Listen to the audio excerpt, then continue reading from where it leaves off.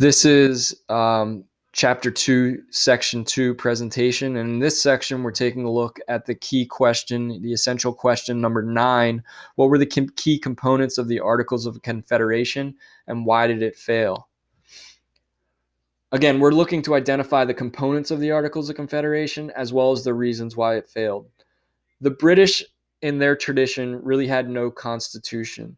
The delegates of the Second Continental Congress were basically attempting to codify arrangements that had never before been put into legal terminology. That said, they were influenced by documents like the Magna Carta, and so they face at this point this big challenge to codify something that had never truly been put into legal terminology before, and also conduct and fight a war against the greatest military power in the world. In late 1777, the Articles of Confederation were passed by Congress and presented to the states for ratification. They were a compact among the 13 original colonies that created a loose league of friendship with a national government drawing its power from the states. When they're drawing their power from the states, and the sum of the whole is more powerful than the national or federal government, we call this type of government a confederation. British, on the other hand, had what's known as a unitary system, where all of their power resides in the national government. So in that way, it was very different and new. Even for these colonists, it was a revolutionary form of government. In a confederacy, the national government is weaker than the sum of its parts. They come together not for governance, but rather for limited purposes like national defense. The Articles of Confederation proposed the following. Number 1, Congress would be empowered to make peace, coin money, appoint army officers, control the post office, and negotiate with Indian tribes. States retain independence and sovereignty within its territory. The majority of the power resides still with the states, and at this point, some of these states still considered themselves to be independent nations. 1 vote per state, regardless of size or population. To pass any resolution or measure, it took 9/13 of the states to vote in favor, and to make an amendment, 13 out of 13 states had to vote in favor.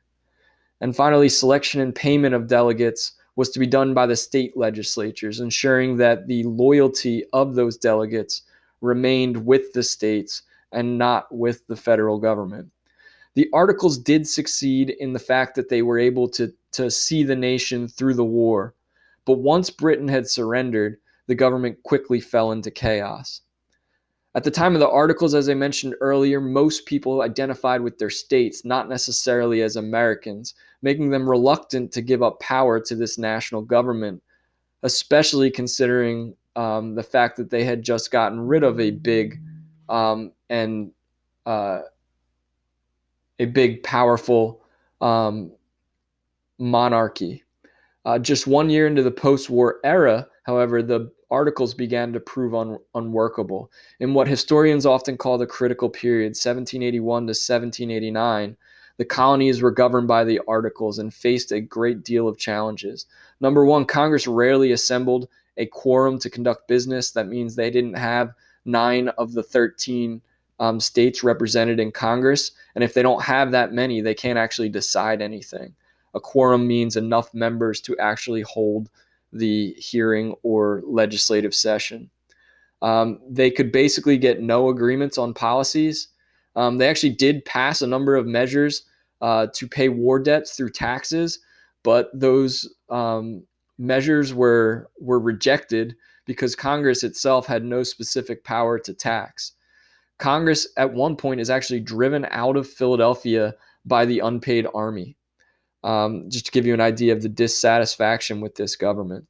The government could coin money and did, but because they had no resources to back up the value of the money, for instance, the United States was at one time on the gold standard, meaning that was what the bills were backed up by. That didn't exist, and because it didn't exist, continental money became pretty much worthless, and trade went into chaos because the states at this point began coining their own money. Looking at you, Rhode Island.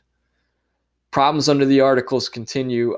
Congress could not regulate commerce between states or with other countries, meaning that the states began to enter agreements with other countries, and foreign countries were reluctant to make agreements with Congress because they could be undermined by separate agreements from the states. There was no executive to execute or implement any laws that they would have passed in the first place. And the president was merely the presiding officer at meetings. John Hanson is considered by some to be the first president of the United States because he acted as the first president of the Continental Congress, where he simply was in the ceremonial role of overseeing the session of Congress. There was no judicial system at all to handle the economic and boundary conflicts among the states between themselves. And so states began claiming Western lands, and at one point, Pennsylvania and Virginia actually go to war with each other. But probably the biggest example of the failure of the Articles of Confederation was made clear by Shays' Rebellion. The background on this essentially is that Massachusetts adopts a constitution favoring the wealthy, having a property owning requirement in order to vote or to hold office. So when the economy begins to worsen and the banks begin to foreclose on farmers, many of the farmers being former members of the Massachusetts Continental Army who were waiting for bonuses from the national government, which, as we just talked about, obviously they couldn't pay. Problems arose. In 1786, the Massachusetts legislature passes a law requiring all debts to be paid in cash. And for a lot of these farmers who had been getting more and more tense, more and more angry at what was going on in their state, this was the final straw. Daniel Shays, a former Army captain, and about 1,500 armed and disgruntled farmers, many of whom were former members of the Massachusetts Continental Army, seized the courthouse at Springfield, Massachusetts, to prevent further foreclosures. Congress authorized the Secretary of War to call a new militia, so they acted right away. And they requested a $530,000 appropriation from the states.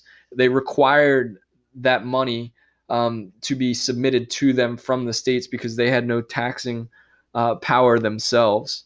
Every single state, despite their states voting in favor of acting, refused to contribute, with the exception of Virginia. The governor of Massachusetts tried to raise the state militia, but because of the poor economy, he didn't have enough money in their treasury to raise even the state militia.